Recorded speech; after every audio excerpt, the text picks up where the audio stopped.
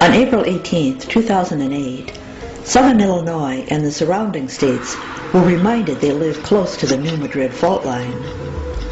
The 5.2 quake and the numerous aftershocks were minuscule in earthquake terms, but reminded everyone of the potential for another big one, like the series of 8+ magnitude quakes that occurred during the winter of 1811 to 1812. Madrid Fault gets a lot of minor quakes and has a lot of associated fault lines running in all directions. One fault line runs to the Gulf and connects with yet another fault line running up from the Gulf along the eastern seaboard to Charleston, South Carolina and Boston. All those old brick and masonry buildings. What makes the New Madrid so devastating is something called liquefaction. Quakes on rock are jolts, usually a single jolt, but incessant jiggling happens on mud, like the Mississippi mud, and everything is turned into a type of quicksand with a long, long reach. Not much is left standing. Well, why does North America have a fault line right in the middle of the plate? It's due to a diagonal pull on the North American continent. As the Atlantic widens at the equator, Mexico is pulled to the west while the New England area is kind of nailed into place. So, what's causing this diagonal pull? The massive North American plate is locked at the top, squared off like a blockhead, so it can't roll when the Atlantic pulls apart at the equator. River valleys are always a weak spot where the plate is thin. Well, for North America, this is right along the Mississippi, right through the New Madrid. Nice theory, but is there any evidence of this? A diagonal pull between New England and Mexico would have disasters occurring along a line between these 2 points. Let's take a look at what's been showing up since Planet X arrived in the vicinity in 2003. Tears in the earth, like this crevasse in Arizona. And there were bigger crevasses in the earth like this in Mexico too, just suddenly appearing. And sinkholes, like this one that appeared in Milwaukee in June of 2004. And Pennsylvania, of all places. Sinkholes galore in Pennsylvania lately.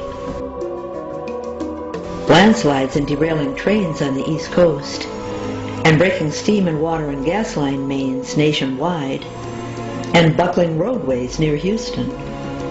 All indicative of the ground being pulled apart, pulled in different directions. This diagonal pull causes the land along the Mississippi to move in different directions, causing havoc to the bridges along the Mississippi. Like this bridge across the Mississippi in Minneapolis, which snapped sharply to the east when it gave on August 2, 2007. In the fall of 2005, there was a pewy smell along this diagonal pull. Rotten cabbage soup, old socks, rotten eggs. This was caused by rock layers being pulled apart, releasing rotting vegetation smell to the air. Another and more dramatic stretch stench occurred on August 8, 2007. This time the stench was recorded all the way from Italy and the UK, across the US, and all the way to Australia. Dozens of people were taken to the hospital in New York City and Perth, Australia, sickened by the methane gas, and birds dropped dead in Austin, Texas. At first it was assumed the dead birds were due to bioterrorism. You've heard the adage, a canary in the coal mine. This is due to birds being more sensitive to methane gas and dropping dead. And this is why they were used in the past to detect methane gas in mines. So where is this leading? We're going to have big quakes around the New Madrid well before the West Coast does its adjustment. The North American continent is currently being bowed, with Mexico pulled west, so a bow is formed all the way from Alaska to the tip of Mexico.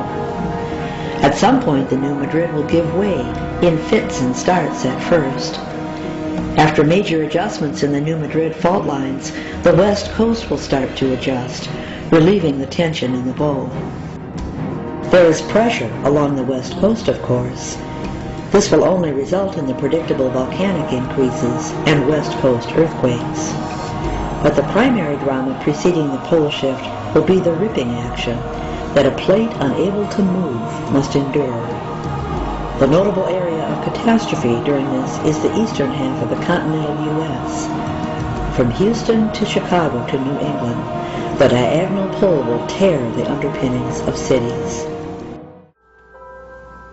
I have literally trembled as I have studied this topic. What causes my soul to shake within me is the eternality, the foreverness of hell. But when you think about the severity of hell, you begin to realize it is no slap on the wrist. Hell is fearsome. It is dreadful. We read our Bibles and we can pass over those texts so freely, so easily, weeping, gnashing of teeth. Because more than heaven, Christ spoke of hell. More than love, Christ spoke of eternal destruction. More than the church to come, Jesus warned of God's wrath and judgment and hell to come. In the time it takes me to finish this sentence, 30 human beings awoke in eternity because they died on earth. It took me 10 seconds to say that. And in that time, since I said it till just now, 30 individuals have awakened. And I would presume a great majority of them finding themselves suspended in black and feeling that blast of hell. Every hour, 6,464 people die, 155,131 per day, 56 million a year, and 108 since I started this sentence a minute ago. I believe that we must pause and reflect on the destination of all those travelers from earth, because Jesus did. And I'm going to show you 42 times just in Matthew. 42 times in 28 chapters. And remember this concerning the damned. Every sin receives its own torture in hell. Not only mortal sins, but venial sins. Every single one. And that it is wise even for the damned to stop sinning, because of the fact that each new sin they add adds an infinite hell to their own torture and their own punishment. So that the man who has committed 100,000 sins against purity, for instance, and the man that is considered 100,001, the one that has committed 100,001 will suffer infinitely more than the one who committed 100,000. Each individual sin receives its own infinite punishment, and everyone is counted. That is why the devil teaches foolishness to the damned, to the souls that live in the state of mortal sin. Oh, you're going to go to hell, so it doesn't matter. Commit another sin, and another sin, and another sin. But we discover, when entering into hell, that it does matter. Even amongst the damned. Every sin. The most graphic description of hell was given by Our Lady of Fatima to 3 shepherd children in the year 1917 in Portugal. The following is what the children saw. Our Lady opened her hands, and rays of light seemed to penetrate the earth, and we saw as it were a sea of fire. Plunged in this fire were demons and souls in human form, like transparent burning embers, all blackened or burnished bronze, issued from within themselves, together with great clouds of smoke now falling back on every side, like sparks in huge fires, without weight or equilibrium, amid shrieks and groans of pain and despair, which horrified us and made us tremble with fear. The demons could be distinguished by their terrifying and repellent likeness to frightful and unknown animals, black and transparent like burning coals. Terrified, we looked up at Our Lady, who said to us so kindly and so sadly, "You have seen hell, where the souls of poor sinners go. To save them, God wishes to establish in the world devotion to my Immaculate Heart.